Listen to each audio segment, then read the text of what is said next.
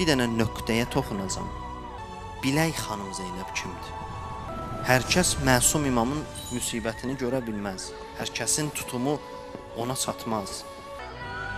Əbəlfəz ağa ki, Babəl həvaisdir, bizim canımız onun fəda olsun. Əli Əkbər ağanın şəhadətindən sonra gəldi İmam Hüseyn ağanın yanına, buyurdu: Zağə sədri, ağacan, mənim dözümüm yoxdur, ürəyim dözmür artıq.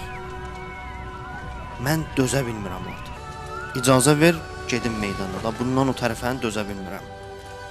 Həzrəti Abbas, Əbəlfəz ağa İmam Hüseyn ağanın müsibətini görməyib.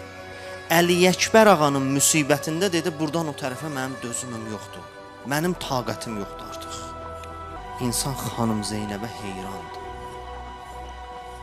Ki, xanım Zeynəb necə görür bu müsibəti?